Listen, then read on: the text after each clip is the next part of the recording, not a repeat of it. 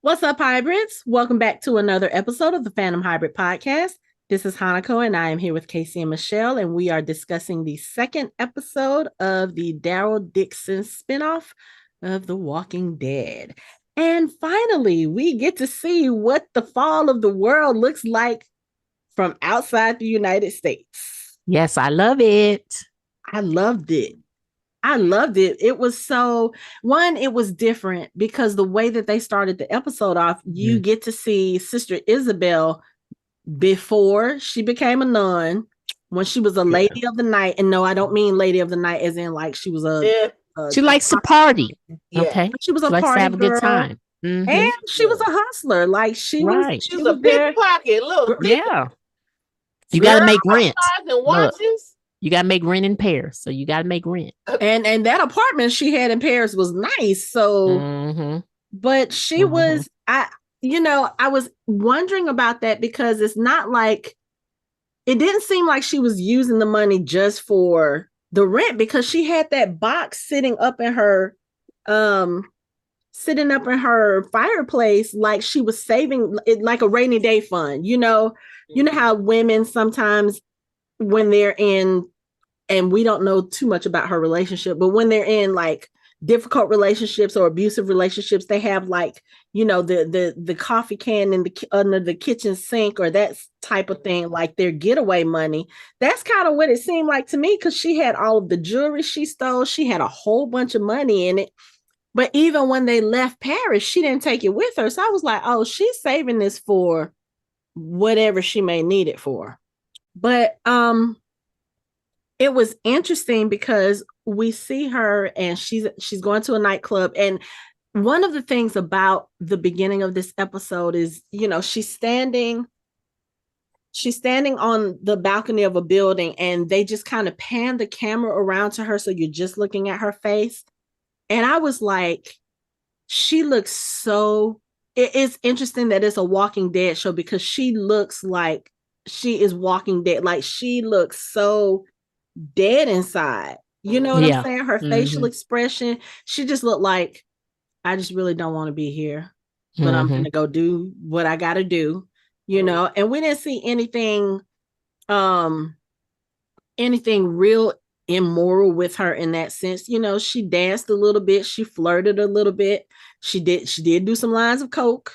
She did some coke and some pills. She popped some pills too, and some pills. But I kind of feel like the pills were almost like anxiety pills, because of the way she was when she took them. Like, okay, I gotta calm down, because it's like she was doing all this stuff and you could see it in her face, like she was kind of letting herself go and she was having a good time. But then once she stopped, it's almost like her whole expression changed. She was like, I'm not here for this. And then when she looked in the mirror and looked at herself, you could tell she was not happy with where her life was right now. And they gave a couple of clues about that, because when she's there doing the drugs with one of the guys, they made a point of focusing on her arm, and those scars looked a little more fresh than they did when Daryl saw them. So I was like, okay, this is somebody who is spiraling, someone who is not happy with her life. And I almost felt like, are they about to show us like her maybe trying to do something about that? You know what I'm saying? I don't know, but however, when Molly thought she was in danger, she ran. Yeah, because when she saw some stuff happening, she was like, "Oh, okay, she was I'm gonna be a part of it. I'm gonna go." Right, but so you still got some wherewithal that you may not want your life to continue. You're just in a void, but you also know, like, I don't want to be a part of this shit I'm seeing happening around me either. And it was happening so fast. That was the crazy thing. Right. That's why I said I love it, because it's interesting how this is so different than the fear, because the fear was like people had the flu. They sitting at home. Alicia's boyfriend was just in the house in the bed, just sick for some time. But here people are like biting, and then they becoming World War Z zombies. Yeah, right. Like, what is going on here? Everybody running. but if you think about it, at the beginning of Fear as well, there was like a news report, and somebody had gotten into an accident, and then the walker had gotten up, and that's when the newscasters were like, we're not sure what's going on here. We're not sure what we're looking at.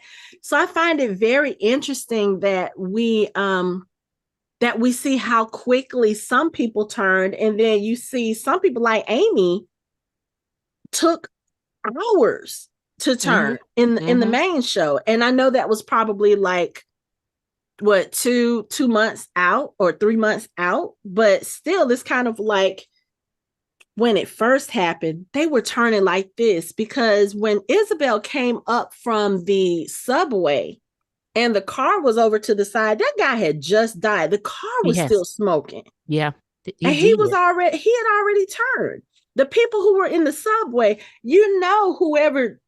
whoever died or whatever on the subway car wasn't like that when they got on the subway. I mean, it's one of those things where it's really, again, making me want to see stuff from the beginning, because it's like, how does this stuff happen? Like, and then, you know what? The thing is, it could be that we really know where it started. I watched a video this past week, and they were going over it, and they were saying how it started in, I forgot where they said it started, because they were saying it started with the world beyond, when you see the doctor, remember when she died. So they were like, it started there. So if it started there and it mutated, well, no, not in world beyond, but where the doctor was. Remember how she was in France. So they were saying that it started in France, not in the world beyond, but they were using that scene. Yes. So I'm just saying, like, here we have different ones. Like, we have ones where, the blood is burning you. They are moving extremely fast. And the time period, the incubation period between getting bitten or dying and then becoming a walker is quickly. Look, what incubation period? There is no incubation. Right. So I am like assuming that someone was sort of kind of sick and their body was fighting it, and they were like on a plane, and on the plane, I don't know. I have no idea. Those are my theories. Like, that's how it kind of spreads to the United States, because it's just interesting. Because they act differently here than they do there. Right. And maybe because they could be more healthier than, United States, and our system is so clogged up with the stuff that we eat that it just took us a little longer to turn into a walker. Could be. The Popeyes, the bacon. Right. Not the bread though. But not the bread. But it's like, it really makes you wonder, because we know that this is a blood-borne illness, virus, whatever you want to call it. So it's not airborne, but it's also not like it just started in one place. And like, what was ground zero?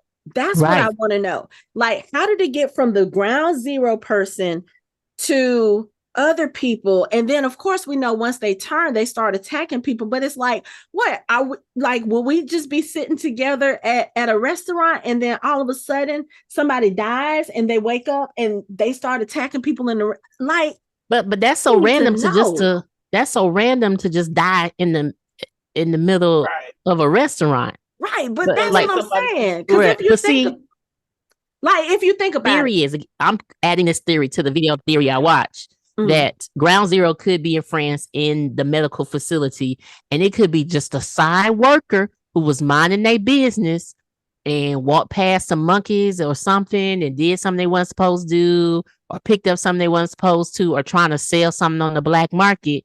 And that could be how that person was sick. I'm not trying to say it was a he, but of course it is, because no woman's going to do this. But he left the facility. He was sick. You see what I'm saying? Him and his girlfriend maybe had some intimate moments, and he biting up on her, but that bite turned into a little bit more juicier bite, which then spread to her. And then from there, almost making me think of The Last of Us, how that went from the factory with the wheat, and then it just But it's in so, that one area spread. it's like, if I remember, and I really need to go back and rewatch that scene. I believe the person who came in to confront the doctor before he shot her at the end of World Beyond, Mm-hmm. either he said something or she said something, or I don't remember. I have to go back and rewatch it. But I think there was some kind of mention. Casey, correct me if I'm wrong or if I'm remembering incorrectly. There was some kind of mention about a medical conference in Ohio. Am I remembering that correctly? From World Beyond? Yeah. Like, I don't know if it was something she was typing or if it was something because she was watching a video of Dr. Jenner talking about the progression of whatever this illness could be.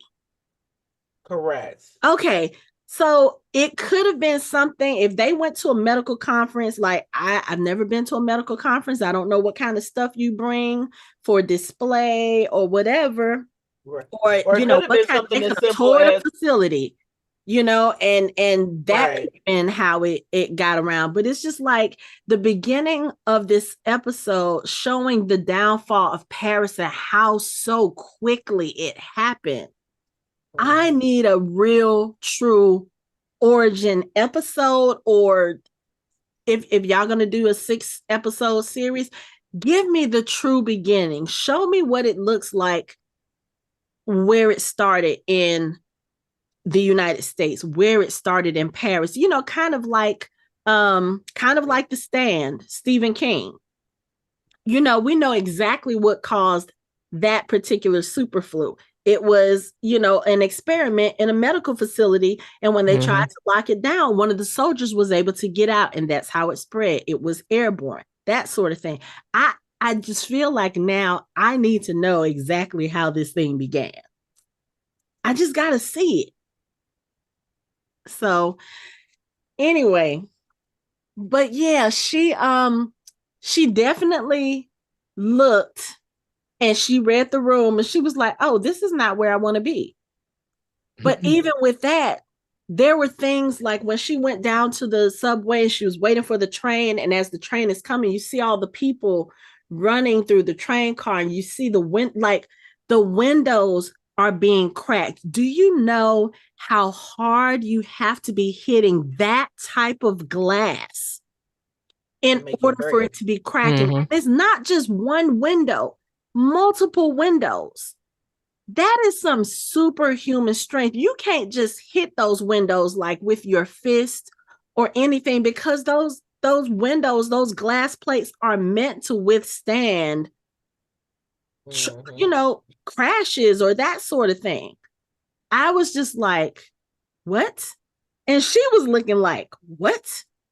And when she sees the person or the couple of walkers come onto the train platform, first of all, that means that either they died on the train platform or you had some walkers come down the stairs. Either way it goes, this is not where we want to be. That part. Get going real fast. Right. And so when she comes upstairs and she's out on the street, she sees the guy who is who crashed his car. And because she sees him moving or she hears something from him, she goes over. I guess she's like, oh, let me try to help, because that's kind of what you do when you see somebody hurt. You think maybe this was somebody she could help. But when he turned around, he was already turned. His face was, you know, and she just looked. And I think she was in shock, because it's like you can see it. And I feel like your brain can process, okay, this is not right. This is like a dead person that's animated. But at the same time, she really could have thought that she was still high. She could have thought that she was imagining all of this stuff, because I mean, literally, she just got finished doing what, 3-4 lines of coke. Yeah. She was and doing all this partying. She probably thought, okay, you know what? Somebody stuck some acid. Somebody stuck something in these drugs, because I cannot see what I'm seeing. But then when you turn around and you see somebody over here attacking a man on the table, and you see people just going crazy, cars crashing, it's just kind of like, what can you do? Where can you go? And I think if her friend, her boyfriend, Quinn, the guy who all of a sudden showed up with his car. Because did he have a tag on her? Apple tag See, because how you this. find her? But here's another point. I'm okay with the Apple tag now because I really did need you to come pick me up, though. right. But you know what? If he's how you find me? familiar with her partying ways and where she hangs out, he probably knew what area she was in. And then also, you know, I made the mention earlier about her little stash in the fireplace. He could also be the reason why she's doing those things. And that you know, that was her way of trying to get away from him. Like, oh, let me make this money, let me get this money, let me steal this stuff, so that when it's time for me to leave, I can leave him and get gone. I kind of got that vibe from the little bit that we saw of him in this episode. You know, she left him later on in the episode, and we'll get to that. But yeah, I just feel like he probably knew what her habits were and what her hangout areas were and that sort of thing. I said that too, because how do you find her dead in the middle of the street, right, ready to be rescued? Right. So I wondered about that. I was like, yeah, he knows where he keeps close tabs on her. And he gives off that vibe of kind of being controlling. Like, yeah, understand this is your girl, and you want to save her. And you're like, hey, Paris is going crazy. We got to get out of here. You know, he's trying to hurry her. And she's like, I can't leave. I have to go home. I got to change clothes. I need to shower. And I think the severity of the situation was still not really hitting her, because he's like, we got to go. And she's like, no, I need to go change. I need to go shower. Sweetheart, people are eating other people in the streets. Your shower can wait. Your shower can wait. You're good. But we see what happened. She had to go home and get her sister. Her sister is in the bed. She's sick, and she's like, hey, Lily, we gotta go. We gotta go. Now, I will say this about the relationship we see her have with her sister in the beginning of the episode. These are two clearly grown women, but was it just me, or did it seem like she babied her sister? The hell out of her. Like, when Lily was like, I don't want to leave, I don't feel good, you go, and she was like, no, we have to leave now. You can't tell your sister, hey, people are going crazy, they're eating people in the streets and dead people are walking around, we need to get the fuck out of here. Like, I don't know. She could have had that conversation with her between the time she told her we need to leave and the time we see them getting into the car. But I was like, this her sister seems very coddled. And then of course, Quinn doesn't want to take the sister, and I was like, what is going on here? He just, like, you can't sit here and say you're gonna save Isabel. Leave my sister. Right, that doesn't even make sense. How you gonna leave my sister? And this was before we found out she was pregnant. Now, after we found out she was pregnant, I could kind of sort of understand his hesitance, because he's like, where we're going is secluded, there's nowhere to have a baby, and we know babies cry. At this point, we don't know much about what's going on, but he already knows, like, he knows that something about this ain't right. And the last thing we need is a pregnant woman or a crying baby that can draw attention. And I get that. I get his feeling on that. But again, you really think she can leave her sister, especially now that she knows her sister is sick.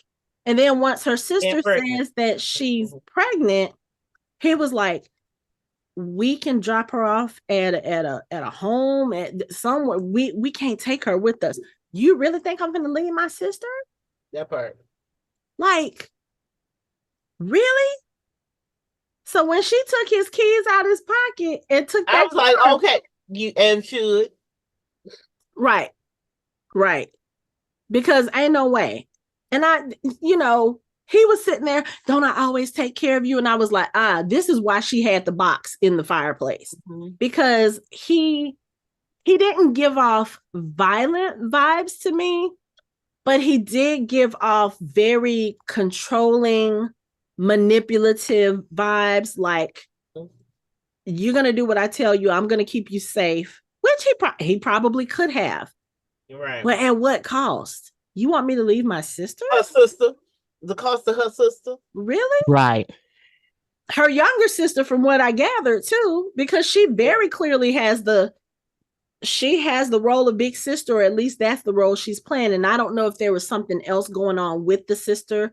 Like, we don't know if she had some kind of illness prior to all of this or whatever, but she very clearly was the caretaker in this relationship. I was just like, hold up. So now we have like a dick anyway. So I would have pickpocketed him and left him in the middle of the damn road too.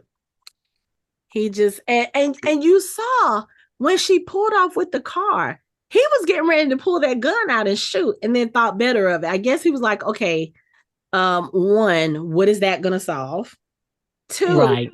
You're gonna cause a panic here because you got people here at this gas station who are trying to get gas, trying to get supplies. They're trying to get on the road because, again, nobody is really very clear about what's going on. They just know some weird stuff is happening. And you probably do care a little bit about it. Like, I'm not gonna really kill her, so that's not gonna make any sense. Yeah, I'm good. I can get me another car. Right. It's her loss. Wait till I find her. Right. You'd be like, it's her loss. I'm Right. gonna survive this. So she left me. I mean, he had a gun and he was at a gas station with other people with cars. He could have. I easily. Oh yeah. Yeah. He jacked somebody. Oh yeah, he did. Most definitely, probably. Or hitched a ride. Right. Voluntold ride. A voluntold ride. Right. But the other thing with him that kind of made me suspicious of him, he was so, I won't say calm about it all, but he was very clear-headed, and I feel like this is a person, you see all of this stuff going on around you. You see people who are dead walking in the streets, getting up from accidents and stuff like that. Mm-hmm. And this is a person who has processed this. And he's already made plans. Hey, I have a friend who we can go stay with. Like, he had a plan. So I was like, yeah, this dude is very controlling. Like, I feel like he had that kind of exit strategy already for whatever he does in his life. Like, I don't know if he's if maybe he's a drug dealer or if he's in some kind of criminal element for her to, one, lead the kind of life that she was leading. And then, like I said, the little stash box, I'm going to keep going back to the stash box. She was stashing all of that for something. It wasn't to fund her lifestyle. Because even when they left Paris, she left it in the fireplace like she had every intention of coming back. But. And you don't know. You think you're coming back because you don't know what's happening. Yeah. Right. You know what I'm saying? You don't realize you're never coming home. Right. Because these could be isolated incidents. This could be a pandemic, so to speak, like the one we went through a few years ago. I remember there was one point in time when we thought we were going to be indoors for 2 years because of how bad things were. Mm-hmm. But that didn't happen. So she could have easily thought that, like, oh, we'll be back. Or at least I feel like she didn't want him to know she had that stuff. Because I feel like that would have been dangerous for her if he did. He could have been like, hey, you've been holding out for me. Leave me. Right. Where you think you're going. Right. And then you got credit cards that belong to other men. He could have thought anything. You know what I'm saying? So, yeah. I feel like that was probably a blessing for her that all of this happened, because I feel like she was able to get away from him a lot sooner than she probably would have been able to otherwise. Yeah. True. And one of the things that I noticed, especially, they did a good flash. It was the scene where she was kind of in the car when they were heading to the apartment. Mm-hmm. And it flashed to her in the wagon when they were going down, like, behind the houses with the horse. And I don't know if this was on purpose or it just happens to look this way, but the look in her eyes, like she was dead looking, like we talked about earlier on, when you walking around like no purpose. And then in the wagon, she looked alive. Yeah. Like she had purpose. Yeah, and it's a light. She looks alive. And the sad part is, in the situation that we're in, she looked lighter. Yeah. And you would think she would look lighter when everything was fine. Mm-hmm. She didn't. She looked lighter now. And you're in the midst of chaos, zombie apocalypse. Yeah. Mm. Like you're home for the last however old Laurent is, because that's how long she's been in the Abbey. So well, he would have to be like 11, right? Yeah, I would. That was the say start he's of the about apocalypse. Yeah, about 10, 11, maybe a little bit older, because again, this is Daryl's story, and at the end of the main show, we kind of estimated that it had been about 13 years from the start. So Laurent could be like 13, 14, maybe a little bit older. But again, he's been raised there at the Abbey. From what we can tell, he's been raised there his whole life. He's never interacted with really any of the kids except for Sylvie, because when Isabel and Lily get to the Abbey, Sylvie is a child. You know, we see her in that flashback. She's a child. So that would explain her and Laurent's connection, because that's the only other child he's ever been around up until they meet the kids that we're going to talk about later on in this episode. Mm-hmm. But so after she takes off with Quinn's car, they come across some paramedics, because Lily is complaining. She's like, something doesn't feel right. You know, something's wrong with the baby. They come across an ambulance, and I was like, okay, she's not a kid, but she acted like one in this car, because Isabel gets out the car. She's like, I'm going to get the paramedics to come help you. Stay in the car. Isabel gets out the car, and Lily gets out the car right after her. I'm like, did she not just like what? Lily needed a whooping. She did. Well, okay, I will say that, but I will also say this: Lily had no clue what was going on. No, she didn't. Her sister did not tell her. Yeah. And you see when it woke up and was like, come on, we gotta go. Right.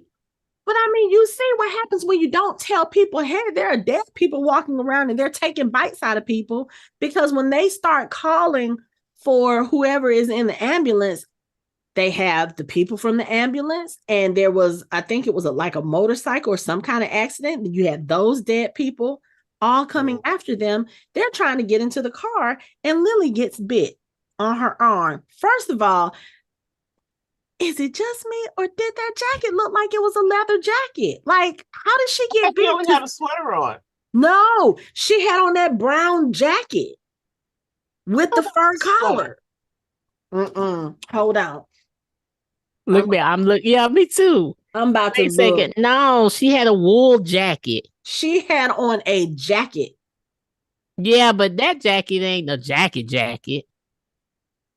It's a wool jacket. But it looked like a little sweater. But you know, no, this is not a sweater. That is a jacket.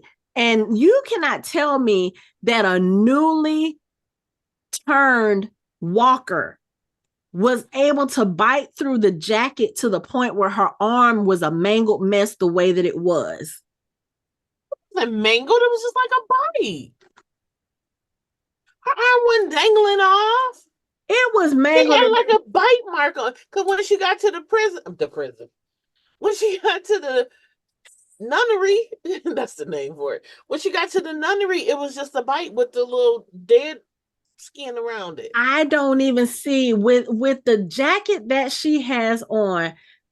Unless that, there is no way. It ain't leather though.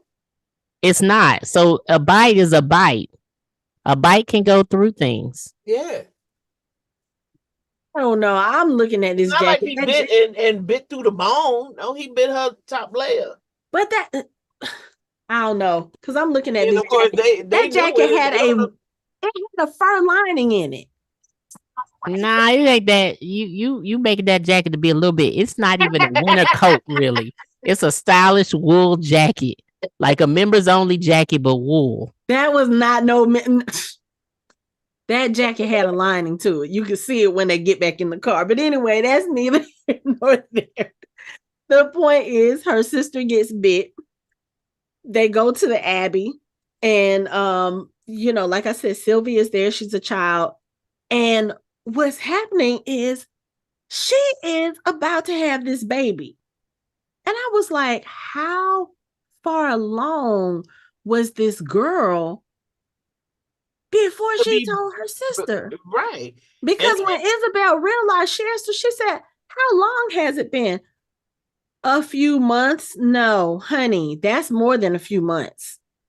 That's more than a few months. But you have to realize she was wearing, she pulled one of the, I hate to say it like this, but one of the teenage things. She wore the big clothes. Right, really because in the apartment she looked pregnant. But she didn't look pregnant. Yes, she did. Go back and look at it. If you have a sister who out doing drugs, partying all night, y'all passing.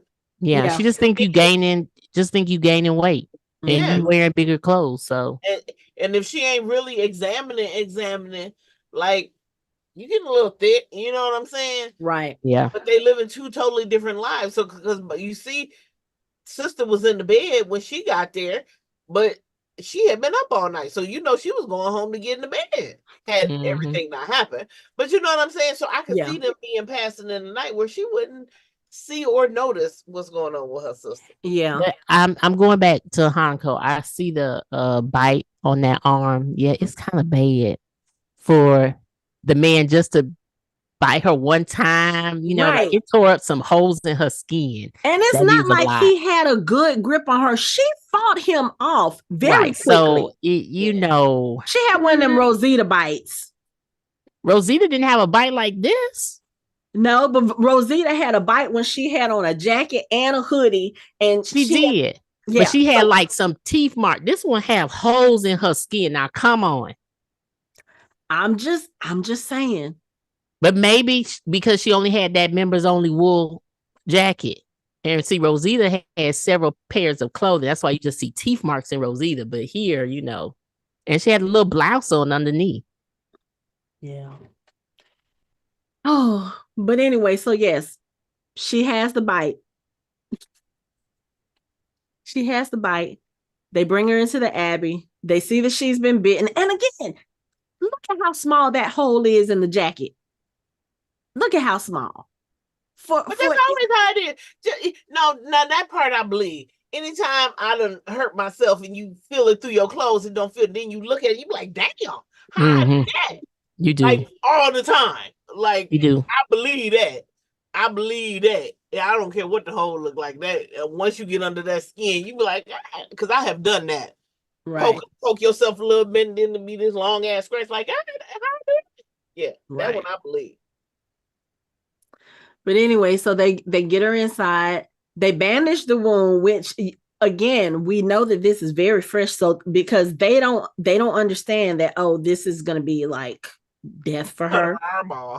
Yeah, they treat it and they put some gauze on it.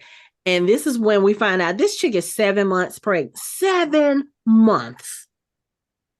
And Isabel is like, why didn't you tell me? Because I thought you'd be mad.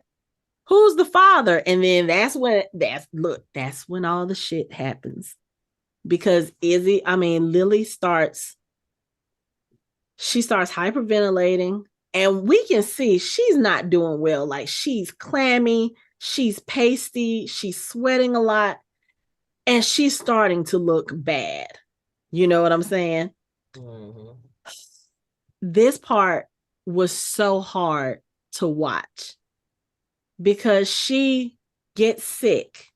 They have to strap her down to this bed while they're trying to deliver this baby, because they're like, okay, we got to deliver this baby or else the baby's going to die. And I think Lily knows at this point that she's going to die, because she asked Izzy, take care of my baby. Promise you'll take care of my baby.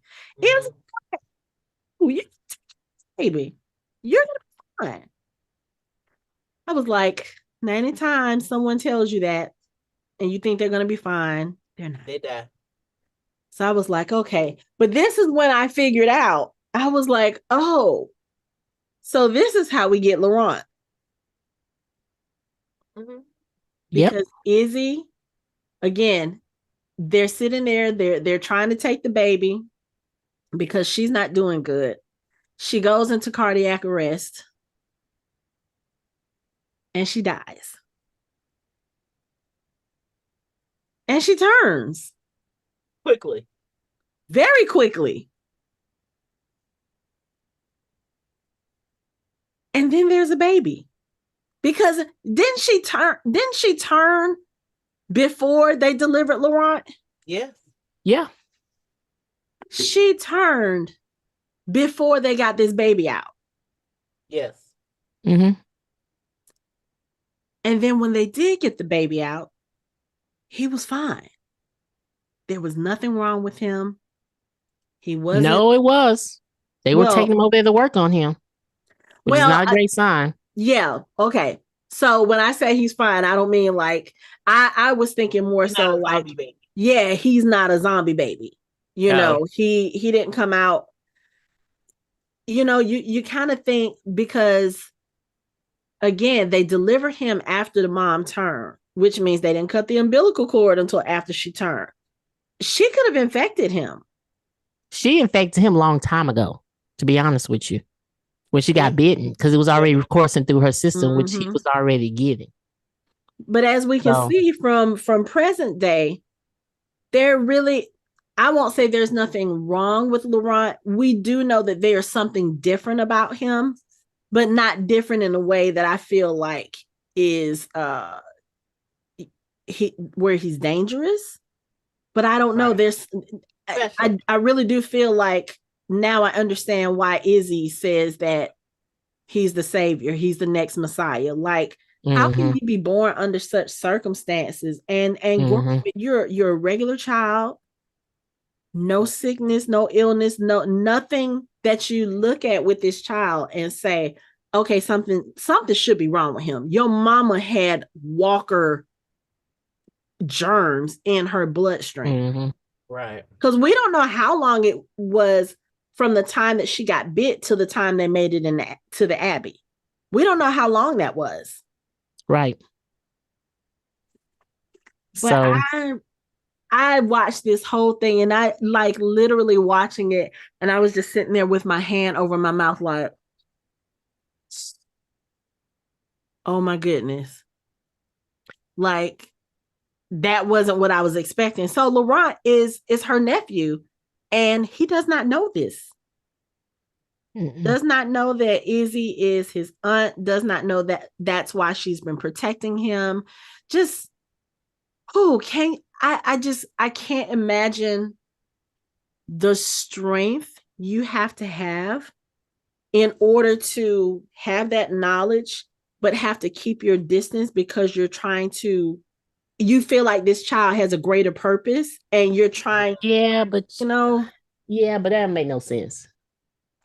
It still don't make no sense because you can still say you have a great purpose. You can say all those things and still say I'm your aunt. That's how I know you have a great purpose. Well, okay. And then everybody else around you got to lie too. You making the nuns lie in the church. This is true about this boy, and it doesn't change the fact that he's honestly special. I hate that it kind of taken the route of this is us because we're going to need him.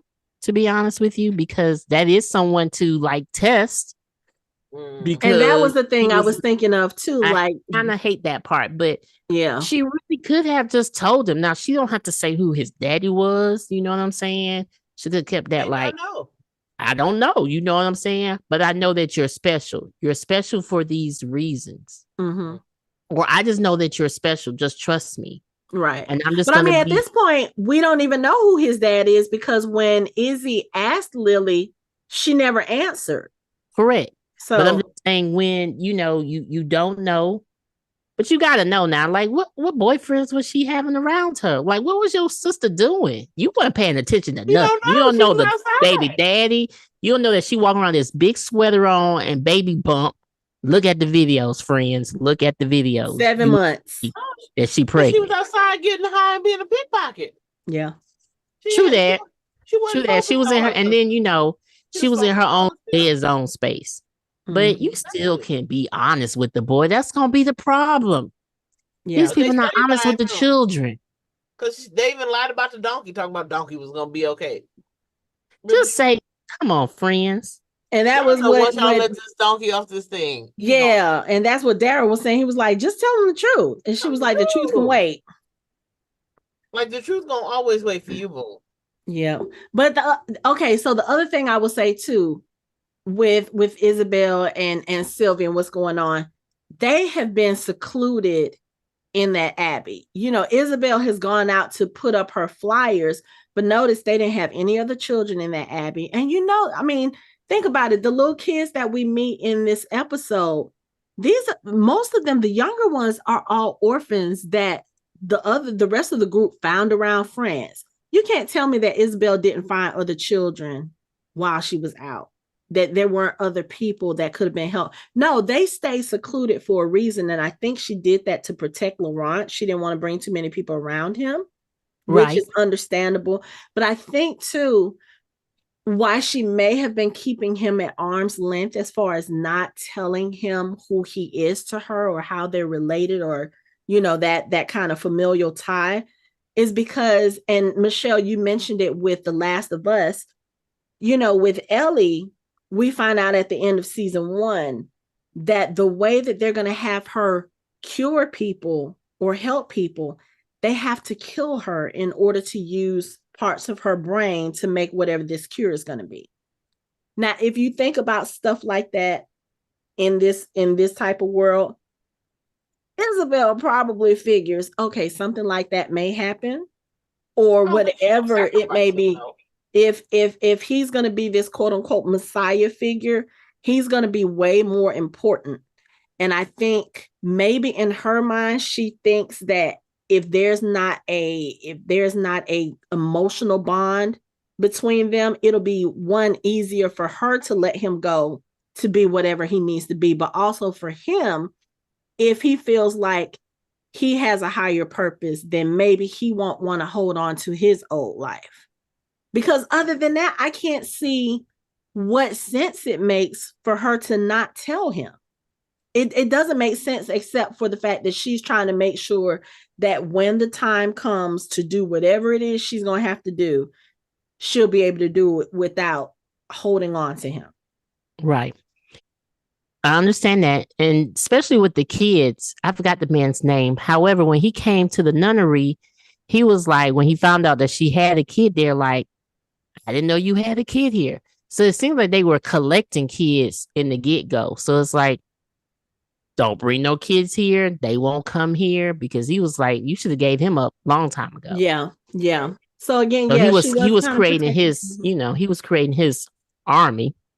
His child soldier army. Yeah. Mm-hmm. Yeah. So at that point, I wouldn't even bring anybody back. No. We had a little truce. You see what I'm saying? We had truce. They don't come over here. You know, we say we don't have no kids. They leave us alone.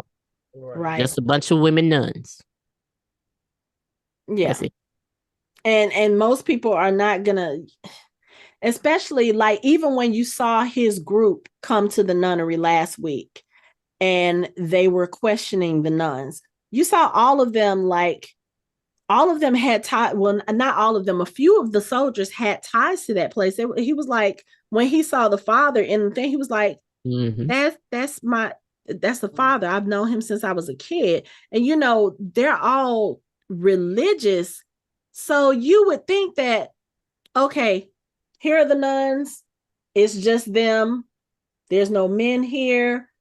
You know, like you said, up until they saw Laurent, they didn't know any children was there. They probably were thinking what most people thinking. What harm is a nun gonna do? Because you don't look at nuns and think, oh, okay, y'all got a fully stocked armory and y'all can whoop my ass if y'all need to. You don't think that. So no one probably bothered to go there. They're like, oh, that's the nuns. They're not gonna bother anybody. They probably don't have anything. We're just gonna leave them alone.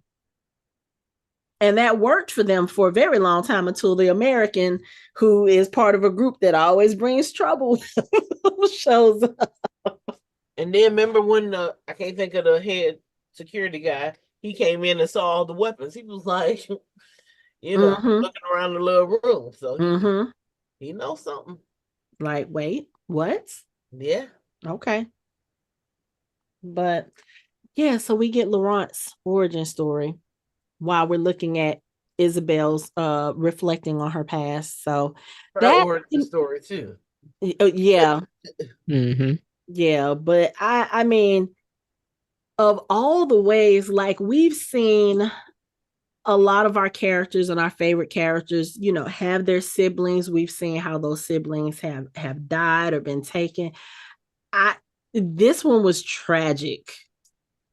Yeah. This one was tragic. And I feel like maybe if Isabel had told her a little bit more about the situation they were in, she could have prevented some of that. Like maybe her sister would have stayed in the car, you know, when it's too early in the apocalypse to know cut her arm off. right. I mean, technically she could have been saved. But you know what? They don't know that yet. Yeah, and I don't think they don't. Again, depending on how long it took them to get to the Abbey from where they were, even cutting her arm off probably wouldn't have saved her. I mean, at that point, yes. Yeah. But you know, like when she first got bit. Oh yeah. We know. Oh, you got a leg. You got bit in the leg gotta go. Got bit in the arm gotta go. Mm-hmm. You know. But I think Isabel was just basically like, okay, look, we got to get the hell out of here. Yeah. Because I mean, those supplies on the ambulance would have come in very handy for them. But what you gonna do when you got 6, 7 walkers sitting around surrounding your car trying to kill you, and you still don't have a full grasp on what is going on? Like I can't, and we say this all the time when we talk about The Walking Dead. Like, how would I react if it was something like that? How do you process that? You know what I'm saying? Mm-hmm. I can't imagine looking out my window and seeing a dead person walking down the street. And at this point, like you said, Michelle, they're almost like World War Z zombies. They're not moving slow. These things are moving quick. Climbing the stairs, opening doors. That people can't get away. Because again, their minds are not processing this. Like they see it. Some people are taking off running and they still being tackled. So how you let a zombie outrun you? Right. They were running. They were running the street.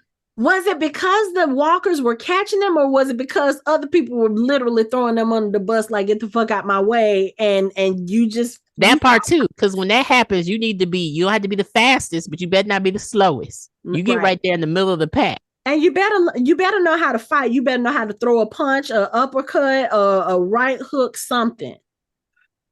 Because I'm sorry, if you trying to push me down while I'm running for my life, I'm gonna do everything in my power to take you with me. Hello. Mm-hmm.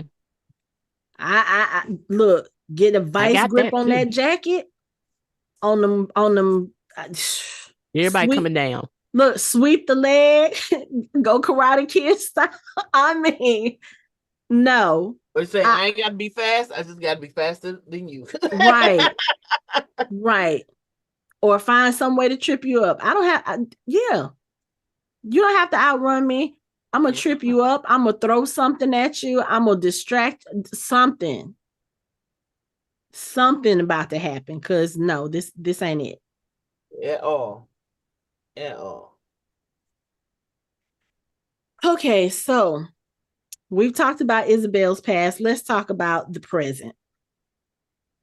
Because you have Daryl, Sylvie, Isabel, and Laurent on the road. They're trying to get to the little city where the radio is and where they believe Laurent is supposed to go. And of course, they hit some road bumps. Literally, they hit some road bumps. The mule stops because there's walkers. They have to let the mule go, or Daryl does, as a distraction so they can get away safe. They're walking through the forest, and all of a sudden, I feel like I'm watching Peter Pan. You hear the whistling, you hear people in the woods, you have somebody shooting arrows at them. Daryl gets attacked, and it's children. But I will say this. Those kids they bring all four of them to their headquarters, their sanctuary, whatever you want to call it. And there is a teenager there who is clearly in charge. And once she realizes that Isabelle and Sylvie are nuns, and Isabelle introduces Daryl as Father Daryl. Oh, that's chasing your face. I was like, there is nothing about Daryl that looks remotely religious, but that's okay. I mean, it's zombie apocalypse. It's a decade down the road, Right. Everybody change, people can change. He couldn't even be a father to the two kids that left him. You know what? We are not about I'm just saying. Father. And I'm going to add this because I know sometimes y'all do a panel about bad parenting. Y'all need to be adding some of these people in. I plan on bringing some of them up. Yeah, because they do it to their kids quite quickly. Yeah. Like they pass them off to other people. Well, I think so that's a whole other conversation that I am. I know, and I understand why they do it, and they trust the people they pass them off to. I'm just making the joke that they pass them very freely. They very much have a it takes a village to raise a child mentality, and I think you kind of have to have it in a situation like this. Because you can die at any point, but sometimes y'all may leave and not come back, but y'all be like, oh, I'll be back. Girl, look, stay with your uncle. We're not even about to start this conversation because we'll get so sidetracked. So anyway, the girl who's the leader, once she determines that these are, quote unquote, religious people, they mean no harm, they bring them in to show them around. And this is it's an old preschool, and it's children there, 18 children. And there's this one old lady who has been taking care of them this whole time, but now she's sick. So you have these kids helping to raise each other. They're still holding school for each other. They're taking care of each other. They're raising chickens outside and growing vegetables. And I was looking at this and I said, this is what Padre was supposed to be. Mm-hmm. That's how I feel like. Mm-hmm. Without all of the animosity that they had towards the adults, and probably because they had someone who was a loving figure taking care of them. You have this one lady who's taking care of all of these kids, and what the girl, I can't remember her name, but what she tells them is that, the day that everything fell apart, some of our parents dropped us off at school and they never came back to get us. Some of the younger kids, same thing. Their parents never came back to get them. Some of them are orphans that we found in the street, because there's a lot of young kids in this place. Now, if they've been here 10, 13 years, those kids have been born during this thing. They don't know anything else, and Daryl makes a remark about that later on.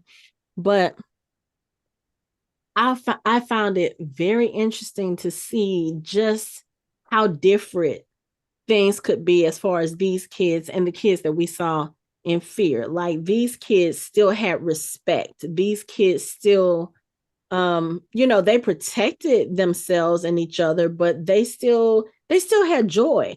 These kids flocked to Daryl. I don't know what it is about Daryl, because nothing when you first meet Daryl says, I'm going to be the favorite uncle. But all of the kids, like, you've got the one little boy who finds Daryl. He's like holding his hand while they're taking the tour. And when they get ready to go sit in the room after dinner, he's like, Daryl, come sit here. I was like, what is it about Daryl that draws kids to him? And I feel like, even though we're so used to seeing him, like, not necessarily mean, but we're so used to seeing him in like fight mode, that it's very rare for us to see him the way that I feel like he really is. Like, Daryl, in certain instances, even in the main show, there were certain things where you could see Daryl's face kind of sort of take on like a childlike quality. You know what I'm saying? Like, every once in a while, something would make him look and wonder, or like when he plays with Dog, he is pure child then. You know what I'm saying? He has Mhm. You that have to joy. remember, he had a shitty childhood. Yes, he Mhm. did. So Mhm. And he now that has he's an adult, he kids can see that. You know mhm. what I mean? Yeah, they see this big scary adult, but kids still see the kid within you. Mhm. They And do. so all of these things, especially like even when they was just watching Mork and Mindy, you know Mhm. what I'm saying? And Daryl used to watch that as a kid. That's something Did you see his enjoyed. face Yeah. when he heard it? He was Yeah. like, "No way!" And the way he was sitting there smiling, looking at the TV, Yeah. Because like, it took him back. yeah, So when Mhm. when you're a kid, you're not supposed to have no problems. You're not supposed to have no issues. You're supposed to be able to be free and live free. mm-hmm. Daryl didn't get that. He Nope. talked about all Right. the time how his dad wasn't shit. You know Mm-hmm. what Right. I'm saying? How him and his brother had to film and do things for themselves. Right. So kids can still see, the airs that we put on as adults. Kids see They through do. it. Mm-hmm. They They see do. right through it. And even with him, you have to think if you went back to season 1, the kids probably wouldn't be the same with him because he's different from that person. Yeah. Mhm. He let his wall down. Mm-hmm. So kids know who authentic. That part. You see what I'm Mm-hmm. saying? They know that they feel safe with him Mm-hmm. Mhm. in all kind of ways. And like Casey said, they can see the kid in him. Mm-hmm. And the other They thing they know too that they know who they drawn to. yeah. But the other That thing I part. was thinking about his character, just even in those earlier seasons, when you really think about Daryl and you think about the way we were introduced to him, that was all Merle's influence. Like he had to be big and tough for his brother because Merle was an asshole and Merle wasn't going to let his little brother act like, in Merle's words back then, he wasn't going to let him act like a sissy or act But like a punk. but that's But also from Daryl, growing up, not just his mhm, brother, mhm. but it's just growing up. He had to be. You have to be tough in those Yeah. situations, or you're gonna Yeah, get that's what hurt. yeah. But whenever you saw him like in when Merle wasn't around, even in that first episode, when he found out Merle got left behind, did you see how he broke down? Like he immediately like there's always been, I feel like, um, not just because of Rick and everybody else's influence. I feel like the Daryl that we see now is the Daryl that's always been there. He just couldn't show it because of who he grew up around with and his circumstances. And Mhm. anytime we get to see it, even if it's just a little bit, even if it's a lot, like in this episode, like I said, when he sat down and he started smiling and you could kind of see him tearing up because of this one show, even Isabel was looking at him like, wow, this is such a different person. Because he really was like one of the children sitting there enjoying that TV show until he started thinking about the memories of, oh, me and my brother used to watch this. My brother's not around anymore. And then I think also him thinking about the circumstances those children are in. That's Right. not too different from the way he grew up. His mom burned herself to death with a cigarette in the bed. Dad wasn't shit, probably left. I mean, I don't think we ever found out exactly what happened to their dad, but obviously he wasn't in the picture for too long. Right. And there's just something about Daryl that I feel like he walked in, and even though, yes, he's trying to get home, I think he does feel a little protective over these kids, because I think he does knows what that's over. like. Yeah, he protects us over any kids. It don't Yeah, matter. and he's just protective. He's a Mhm. protective person Mhm. and everything. I think So Laurent was getting on his nerves. Laurent sitting there talking nonstop. First of all, again, I understand we are 10, 12, 13 years into this zombie apocalypse, and there's not too many walkers around, but there are still walkers around. Why are you talking nonstop on an empty road in a town when But there's you have to remember, for Laurent, ain't no men been around. I right, and understand. they didn't teach him anything at the nunnery. It was he could play, he can scream, That's he it. can run.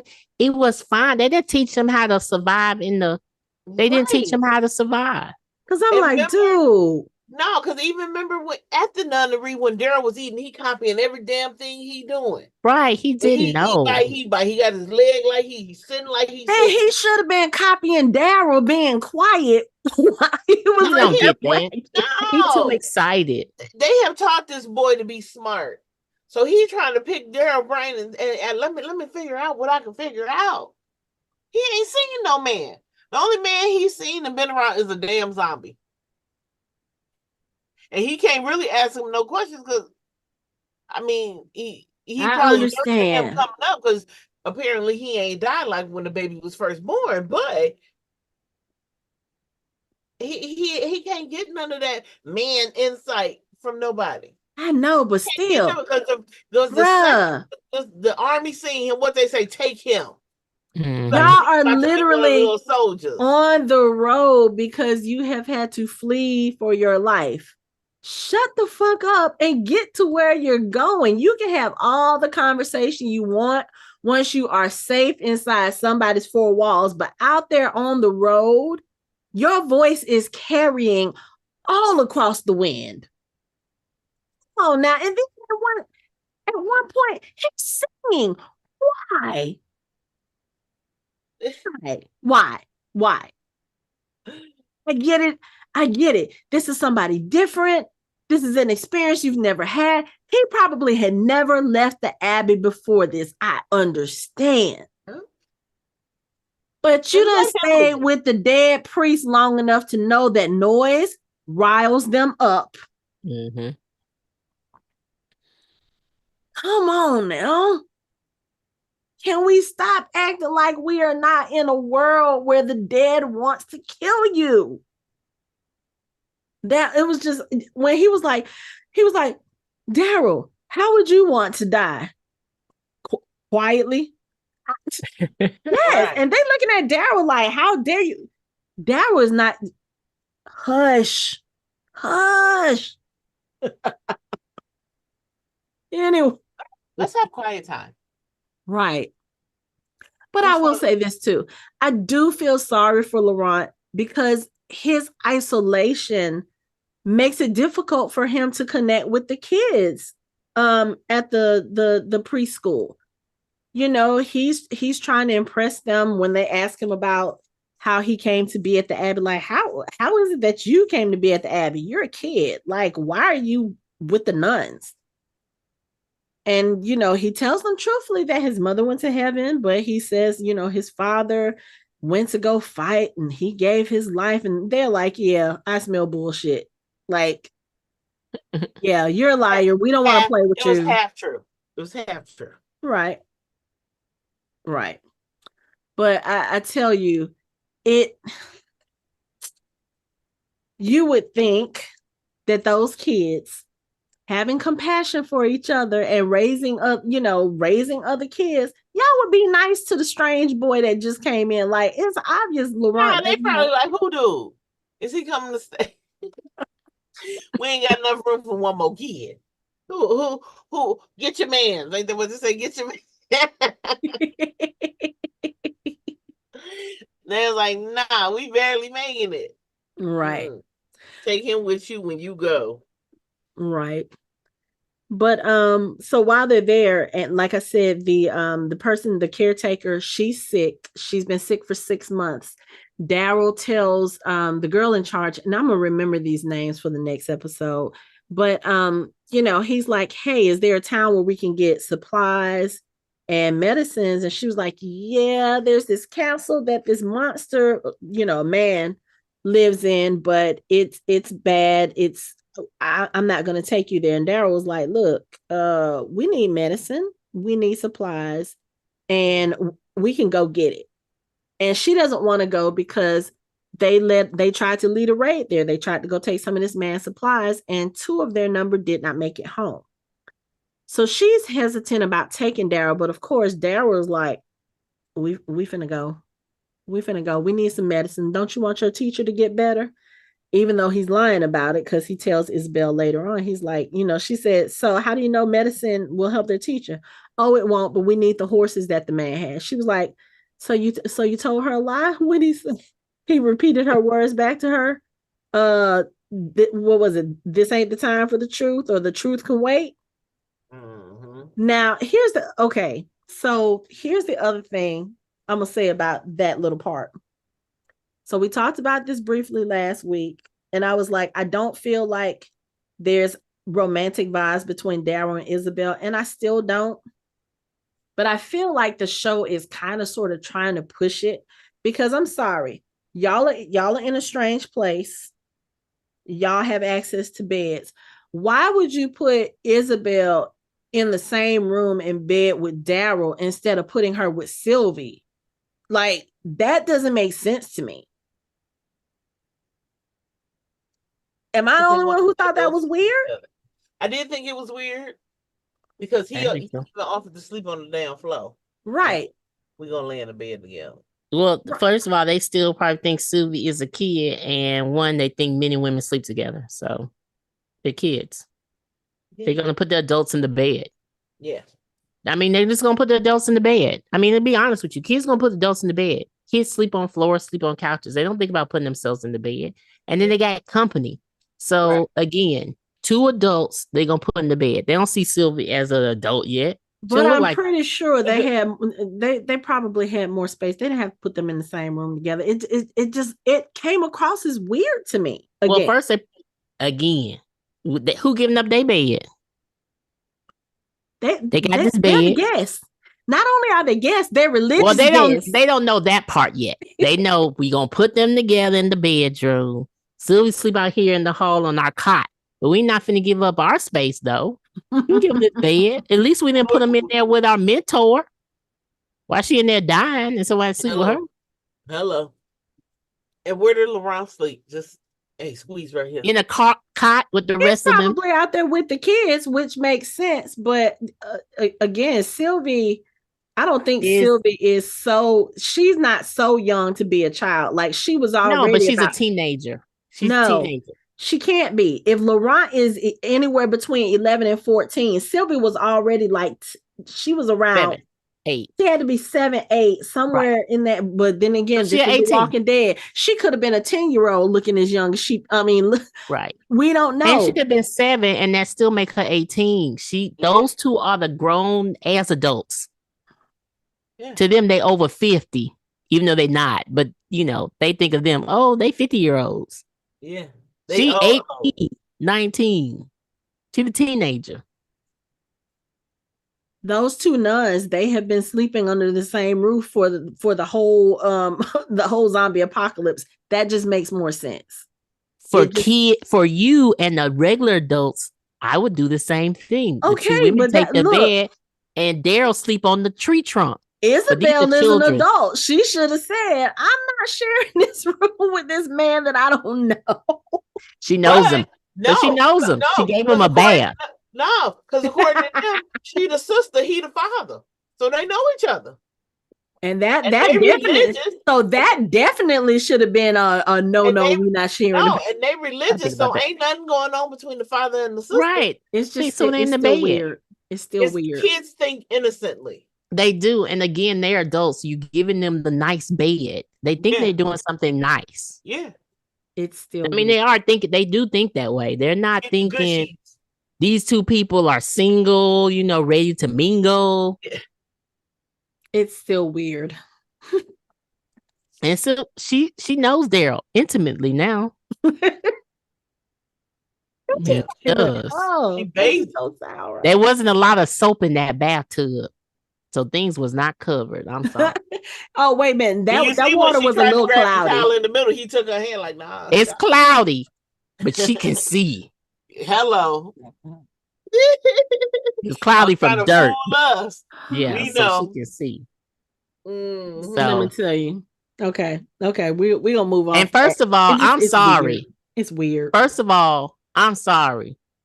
I'll be sleeping in bed with him too. I don't care. I don't want him, but darn it, I'm not sleeping on the floor on no rocks. We've been out here. I've been sleeping at the nunnery in the bed. Why do I have to sleep? No. I'm sleeping in this bed. Hello, scooch over.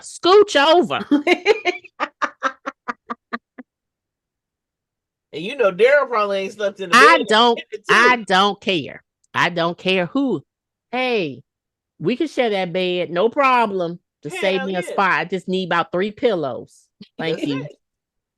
Because you got to remember, Daryl was on a boat, then he slept in a boat, and then from there he was casing the mountainside. I'm sure he ain't sleeping. Like please, he's like, I'm gonna take this side of the bed. Thank you.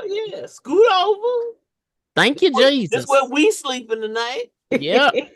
I don't give a damn. We sleep. I get it. It's just it's still for me, it's still weird to see Daryl kind of having that wall down around somebody who is still technically a stranger to him. It's just very weird to me. But the next day, him and the girl, they go to this quote unquote castle, which I'm like, this dude that they find there, he's been staying this whole place by himself. Like, ain't nobody raided you. And like, they tried. You got a moat. His moat is walkers. Like, he has that place well protected. I'm like, dude, you got all the space to run around. Like old girl said, he used his horses and his carriage to go into the town and get all of the supplies. So you done took everything. I'm like, yeah, France, they had to have been ground zero or close to it, because for you to be able to get that kind of, scavenging done, and nobody has come to take your stuff, but you going around taking other stuff and bruh, you got it made. Because you can't find that in the States, because every time you get someplace nice, you got folks like the saviors or like the governor or like the whisperers coming to try to take shit.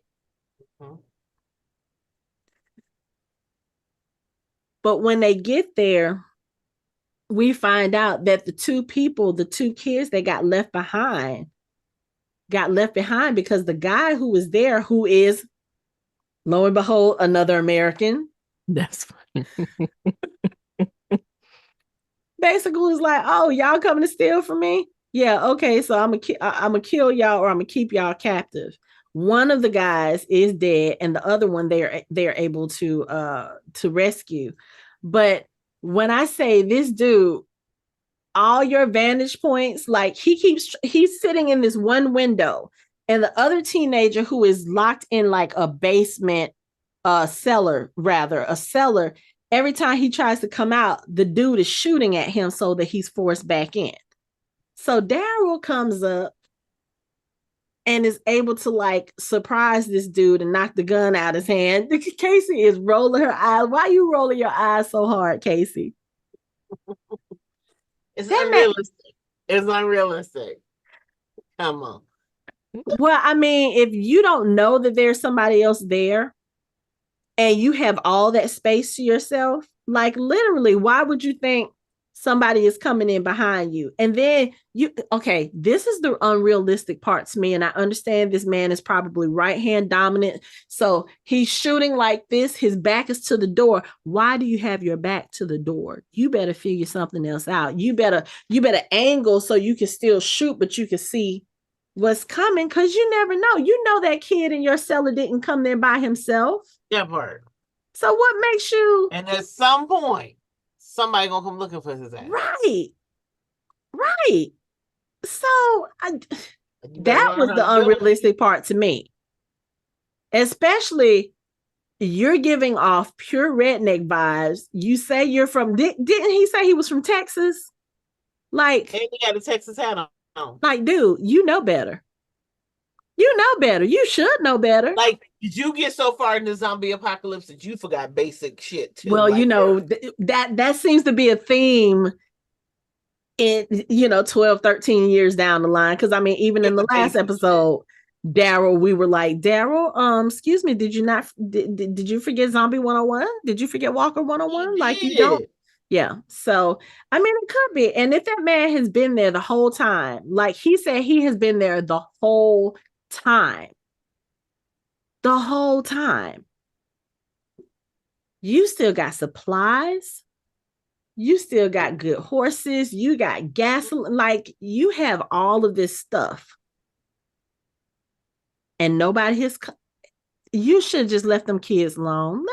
I mean, Either leave the kids alone, or if you're scared they're going to come take your stuff, give them some. Either that or kill all them kids. That all the kids that showed up, those 3, you should have made sure they were all dead, because you don't know who they're going back to. That's true. You let one get away. She could have gone back to an army. She could have gone back to, you just never know. So I feel like you have all of this stuff to protect because you done went and raided all the nearby towns. You've got all these supplies. You should have been a little more diligent about protecting your shit. But no, you try to find kinship with Daryl. And the crazy thing is, this dude has been over here the whole time. He's still waiting to go home. Oh, I'm trying to get back home to my family and stuff. Daryl's like, ain't no home. Like, you think it's only like this here? No, it's everywhere. Right. Ain't no home for you to go back to. And even if they was, Daryl ain't taking your ass. No. Especially not after you done kept a child hostage. Right. He is from Texas. Okay. I'm from Texas. Okay. And he asked about everything. There's like everybody gone. Everybody gone. Everybody gone. Like there is no home. There's no home. Home is gone. Home now. This home is gone. Yep. So anyway, Daryl's getting ready. They're getting ready to take his stuff. They tie the guy up, and of course, this guy is like, he's trying to fight. He's trying to get away. He knocks Daryl over into where the moat is. Now, I tell you, when Daryl fell over there, I was like, okay, I know Daryl is not about to die. Oh no! But y'all gonna stop stressing me the fuck out, because that was a little too close for comfort. Too close for comfort. They're not gonna kill Daryl. Number one, he the title holder. I understand that, but again, they gotta give you the scares. Y'all stressing the us. Close calls. Y'all stressing us too much. Y'all stressing us too much. But anyway, when they're down in the moat and they're fighting, the kids, the girl, and then two of the other kids, they actually come and find them and help save them. This dude is trying out that moat. I was over it. He was trying to climb out of the moat, and the zombie started grabbing him, and he was like, "Leave me alone, damn it! I'm an American. Do you really think they can't, girl? When I tell you, tearing him up, I fell out. I was like, really? You think they care? Kebab, they don't give a shit. I was hollering. He was like, okay, I'm an American. But it's his own fault for being in that situation, because you should have just let him take your ass like he was trying to do. You would have survived. Right. But you want to sit here and try and be selfish. Try to get the gun and you get your ass ate the fuck up. I was so irritated with him. I'm like, please hurry up and eat him. Let me tell you, people like that in a world like this, you almost have no compassion for them. Because again, you had enough, and especially that castle, you could have told them kids, hey, y'all are welcome to stay. You could at least gave them a meal. Now I understand you give them something, they're gonna come back wanting more. We don't know exactly how much stuff he had, but like at the end of the day, you're a grown ass man and these are children. Right. Like, figure it out. Yeah. Like, you don't, it's just you. Yes, you've had enough that you survived for the last 10 goddamn years. Share. Right. And the children are our future. Oh my goodness. But when they get Daryl out of the pit, that's when they realize the brother of what was his name, Moot, one of the kids. That's when they find out that the brother did die, and they have to kind of put him down. And the girl is going to do it, but Daryl ends up doing it for her because, again, I feel like Daryl is just like, you know what? These kids have already had to do enough. And we're just going, I just can't, I can't have that on her. You know, she was already feeling guilty because of the fact that she was the one that led them there, and they ended up getting captured. So, you know, Daryl being the caretaker again. But when Daryl and the kids, they end up coming back, they end up leaving the kids. You know, they got to keep going on their mission. And Madame Dubois, that's her name, she dies. And so they have to go ahead and take care of that. They have a nice little ceremony for her. And then the kids are like, okay, we're going to be okay. Like, we're going to take care of each other. We're going to continue doing this thing. And again, I felt like this is what Padre should have been like.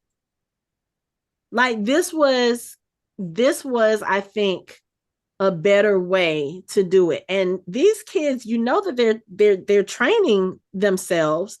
They're learning how to protect themselves. I mean, they've been there this long. And aside from that one kid that we found out they lost in this episode, they haven't lost anybody else. So they're obviously doing something right. Whatever Madame Dubois was doing, she wasn't raising them with hate or with animosity. She was raising them with love. She was raising them with compassion. And those kids, you see it with them. And what it sounds like is you can't have no adults because you get the Lord of the Flies. You need just maybe one adult because too many adults end up being the fear of the Walking Dead and Padre. You just need one or two adults leading the way with the children because they'll find their way. Well, I think part of the problem maybe with Padre was that you didn't have adults leading at the beginning. Crane and her brother, Crane and what was her name?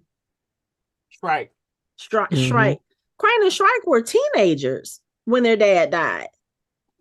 You know, and they didn't have the emotional maturity. But then the other adults, even Madison could have. Okay, that's another. We're not gonna get there. Yes, I'm gonna leave that alone. So again, you know, kids can find a way. One or two adults, maybe just one. I think it also depends on the adult. Yeah, it does. Because you can have a serial killer adult raising them and it'd be something totally different. Yeah. But poor Laurent, he finally makes some friends and he's like, I don't want to go. I don't want to leave. It's time to go. And Sylvie is which is like, Casey? You would have needed a belt. Get your ass over here. How about you want to stay? You cannot stay at your friend's house. Bring your ass on. I understand why he wants to stay. This boy has never been around other children. He's finally gotten to the point where maybe he feels like he's somewhere he can belong, or some place, you know, some sense of community or whatever. But yeah, that's not gonna work for you, Laurent. You have a higher purpose apparently, which we're still trying to figure out. But you know, I did feel bad for him because I feel like for Laurent to be the age that he is, if Isabelle has put it in his mind, and we don't know for sure that he knows that this is what Isabelle is thinking, that he's the next Messiah, that he's meant to save humanity or whatever. But if she has, that is a lot of burden to put on a single child. You know what I'm saying? So I can understand him wanting to be like, no, I just want to be a kid. Let me be around here. Like, he's been isolated his whole life. He's never been around other kids his age. He doesn't even like, even the way that he interacts with the grown-ups that we've seen him interact with, it's very awkward because he can't talk to them like he's an adult. You know what I'm saying? He can't really talk to them like they're children. So he's like in this awkward, in this awkward stage, and you can see it in the way that he reacts to everything. He needs that socialization, but unfortunately, you are in a situation where that's not a priority right now. And it's sad for him because I feel like whatever it is that he is going to face when they get to wherever wherever they're going, I feel like he's going to need those skills, or he's going to need that socialization to fall back on. Mm-hmm. Mm-hmm. But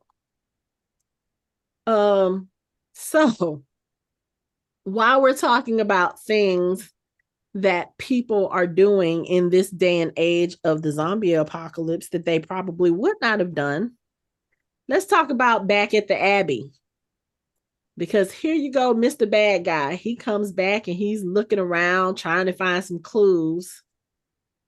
And he comes across the little recorder that Daryl took off the boat in the first episode and recorded his message. Find out right now. Here it is on this recorder. Right. Hi, I'm Daryl Dixon. I come from a place called the Commonwealth. It's in America. Da da da da da. And not only that, this shit getting around like a mixtape. Girl, not only that, you left the map up that shows where y'all are trying to go. Isabelle left a journal with everything about Laurent's origin story. You basically just gave the bad guy everything. Everything. Here's our playbook. Right. And I don't know, because I didn't pause it. I didn't freeze frame it to read what little I could of the journal. If she put anything in that journal about Laurent being born after his mother had turned to a walker, they're going to really want him. Yeah, they will. They're going to really want him. Find the kid. Fuck the American, find the kid. I understand that we write things down to preserve history and to there are just some things. It'd be different if you wrote it down and kept it safe. It'd be different if you wrote it down and put it somewhere. It'd be different if you wrote it down and made sure that other people, one other person knew where this thing is. Right. Y'all leaving all y'all shit out in the open. All of it. Your math, your recorders, your books. They do. Like people ain't gonna come. Because, like, say we was in the regular show, you hear other people coming to scavenge, you going to hide. Why don't you leave all your shit out? Right. Like, that's the one thing that get on my, like, y'all don't hide shit. Y'all are the worst at hide and seek. Like, let me tell you, you want to know my plan? Just wait till I'm in the room and trying to hide from you, and then I'll leave it all laid out for you so you can see. But you know what? That also just kind of reiterates to me how secluded they were in the Abbey, because she probably never thought to hide that stuff because she didn't think she would need to. But my thing is, the moment you realize and you know what, now that I'm sitting here about to verbalize this, the moment you realize that you needed to leave that place, I was going to say that should have been the first thing you grabbed, but maybe she didn't grab it for the same reason she left the box in the fireplace. Maybe one, she thought she'd come back. And two, maybe whatever she put in that journal, she felt like would probably be more dangerous if she carried it around.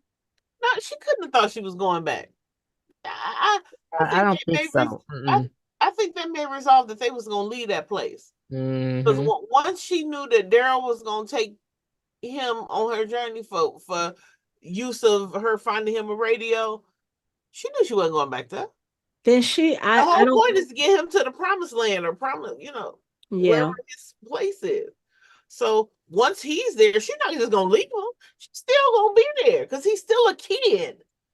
So it's not like she's gonna drop him off like, all right, you made it, I'm going back home. No. I don't know, because if that is a journal of Laurent's history, I just feel like one, it's too important for you to leave behind. And at some point, this boy, you got to tell him his history. You got to tell him who he is. You got to tell him what makes him so special. Why would you leave that behind? It doesn't make sense to me. It just doesn't. I don't know. Maybe we'll find. Maybe they'll tell us later. I don't know. But I mean, I kind of feel what Laurent is saying because Daryl, after they leave the preschool, Daryl was sitting there talking to Laurent, about being special. He was like, nobody ever called me when he said nobody ever called me special when I was a kid, at least not in a good way. And Laurent was like, I don't want to be special. And that's when we see Isabel's flashbacks about Laurent's birth. Like, we see her sister die. We see them perform a C-section to get Laurent out.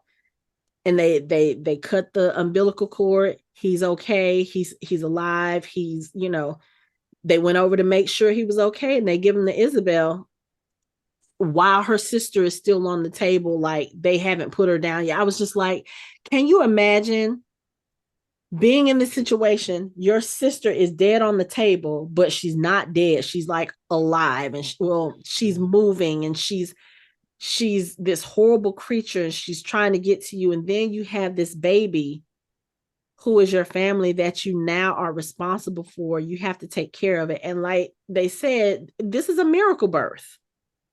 So there's all the implications of that. They're sitting there trying to do an exorcism on the sister. I'm like, y'all, this ain't finna work. Whatever she has her, y'all can't get this out. Y'all can't get this out. It's not gonna happen. But I just can't imagine you literally lose your whole life and gain something like within the span of this could have been a couple of days. Again, we don't know how long it's been since she took the car to the time they got there. Right. But it's just, I can't even imagine. And then, like I said, having to grow up, being told that you're special, being told that you are the next Messiah, the savior of humanity, whatever. That's a lot of pressure to put on a kid. It is. And it'd been helpful if you told them who you were too, but okay. Which is why they should have took the journal. But so now the journal is in the hands of the enemy. Family or something. I don't know. And now the enemy knows where to find you because, again, y'all left the fucking map on the wall, literally detailing the path you are planning to take. Ooh. They might not take that route. They might get detoured. He still knows where they're planning on going, even if they get detoured. You see where the end destination is. If you know your way around France, you can figure out. Like, we know all the back roads, so he probably does too. So now he's about to come for the American, and he's about to come for Laurent, especially if, like I said, if she wrote the circumstances of Laurent's birth in that journal, yeah, he's about to be like, we about to go get that kid. Well, they already want the kid. Like, it's not like they need something special. They already want them from the time they saw, oh, you got a child, a boy. Right. Yeah, he's gonna be a soldier. Yeah. Right. So it don't matter. It don't matter his special qualities or none of that. They see a boy and they want him. No, wait, that sounded bad. They see a boy and someone that can fight for them. Right. But no, he's probably a lot more now, and this dude knows it now. So absolutely, he do. Especially if you're in an area where these people are deeply religious, which we already saw that from the first episode. Yeah, even though y'all came up in the nunnery and the abbey and started shooting up the nuns, but still, I mean, y'all sitting there making the sign of the cross while y'all doing it. I'm like, okay. Laurent is in danger now. Daryl, just go back to Go back to the boat and just take Laurent with you and take him away from France? Because you never know. If he's that special, he might can do some good in the States too. But no, we don't want to kidnap the kid. But I have a feeling their journey is about to become a lot more difficult. Let's just say that. You think? Do you think? Just a little bit. But I really, really liked this episode. I liked seeing the fall of Paris and how that came about, and then just Izzy's backstory, because I don't think we usually get a character's backstory so detailed and so early in a series like this. Like, I mean, let's think about it. Like Dead City, even though I know Maggie and Negan were the main characters, like the other people that the tribes people, we didn't learn anything about their backstory. Because they always gonna die. We don't know. Sylvie and Isabelle and Laurent, they might die too. We don't know. Oh, they got names. Names too in Dead City. Name one of them. Name one of them. Amaya. Okay, she almost made it to the end. But I mean, I get what you're saying, but yeah, I liked getting her backstory. Maybe that's probably the only backstory we gonna get. Because who else backstory we need? Right, because I mean, really, Sylvie was there in the Abbey, so obviously she was either abandoned there or she was brought there for safety. What was it? I think when they came in, when Isabelle and Lily came in, I think the Mother Superior said, Sylvie thought you were her parents. So maybe her parents had left her there and went to go do something, and they never made it back, obviously because she became a nun. So we don't really need to see her backstory. And we know Laurent's backstory now. Oh, so, I like the pacing. Because even though we got like half the episode was backstory, but even with the the part with the kids and Daryl getting to sit there and watch a episode of Mork and Mindy, and learning what the kids are doing, getting to watch Laurent like have fun with the kids playing hide and seek, it didn't feel like anything extra. Like, oh, they need to move along. They spending too long on this part. Because sometimes they can do that when they're trying to establish characters and trying to establish story. They can spend too much time on something that they really can just kind of talk about and leave. Yeah, this one flowed pretty good. Yeah. And that seems to be the case so far with this series. I will say I am liking this a lot more, I think, than I did with Dead City. And I think probably a lot of that had to do with, and we talked about this, just kind of Maggie in Dead City and the way that she was. And it was just kind of irritating. Yeah, it was a bit much, where we left her off with in the main show, and then coming in and she's like all angry and this, that, and the other, which she had reason to be because of Herschel, but still it was just kind of like too much. Yeah, we get too much. And it's like with this one, yes, you have the dire circumstances that they're in. You have them trying to travel all the way across France to get to where they need to go, but they're sprinkling in some good moments with this one. And I like that, because it's like, yeah, now you really are saying, hey, even though things are bad, there is still some hope out there. Yeah, you got this shitty man who, trapped kids, kept kids hostage, and stole all the goods and everything. But he got what he deserved in the end. He brought all that upon himself. I don't care. He brought everything that happened to him is his own damn fault. Right. And then even with the kids, they lost their teacher, but they still were, for the most part, happy. They were still thriving in their own way, they were still hopeful. And that's not a lot, you know, you don't get a lot of hope with these shows because of what they're going through. But I like that about this show. It's a very refreshing change. I'm like, did we have to go all the way across? Look, did we have to go to another continent to get some hope? Apparently. Yes. Apparently. I don't know. But you guys have any final thoughts about this episode? I can see in the future that Laurent gonna need a whooping. Always. Always. Well, every episode, probably. Well, not so much this time. This one he needed a stern talking to, like, get your ass over here. And it's not his fault. That one's not his fault. So no, but it's not going to be his fault because of how he was raised. The reason for him to need a whooping? It's in future episodes when he needs a whooping. I'm just saying it's not gonna be his fault because they ain't teach him right. I kind of agree with you, Michelle, because if you shelter him like that, that's gonna cause issues. Shelter ain't no reason to just be not listening. He's inquisitive, right? Like, mean, if you think about it, tell him. Yeah, and you've been raised in one place around all these people, and those people, let's admit it, they probably coddled him because of what they thought he was.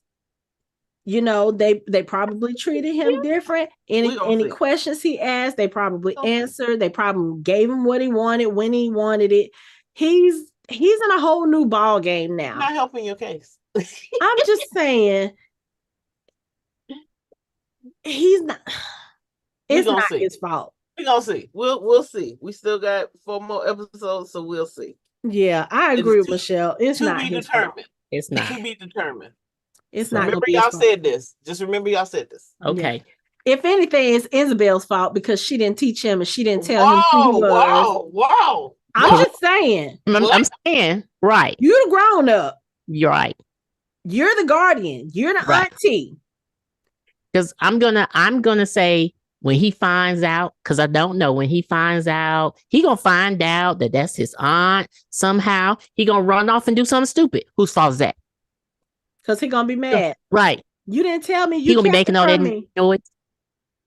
Whose fault is that? We make all that noise. Right. Whose fault is that? He become friends with all the men he meets. I mean, it's gonna be like you've known, and I mean, Sylvie even said something about it in this episode. She was like, he wonders where he's come from, what his place is in the world.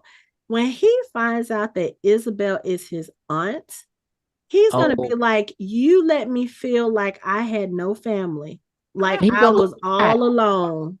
Right. This whole time. All I'm saying is all the things he do that we're gonna be like he need a whooping. It's gonna be her fault because she didn't raise him right, which is not her fault either because she thought she was doing the best she can, and that's not. And she's coming from a party life. I don't know if I want to live to raising a kid. That part. So that's being a nun. Yeah, and being a nun and losing your sister. So and not knowing, you know what I'm saying, and not knowing what's going on out there in the world. So, and probably feeling some guilt because she left her boyfriend on the side of the road. Right. So Casey's like, okay, sure, but he gonna need a whooping though. It's just not gonna be, it's just not gonna be his. It's just not gonna be his fault. Whether it's his fault or not, he still deserves it because he, at the end of the day, he's the one doing the action. He gotta learn. He gotta learn. He gotta learn. How you gonna find out the stove hot unless you touch it? Come on, you got. At this rate, you do that, you dead. So you. And on that note, that is it for our show. You can find us online at www.fandomhybrid.com. We are on social media on Facebook, Instagram, Twitter, X, Blue Sky, everything at Fandom Hybrid. You can chat with us on our Discord channel. You can watch our videos on our YouTube channel, and you can listen to us on all major podcast streaming platforms. Thanks for listening. We hope you join the conversation next time.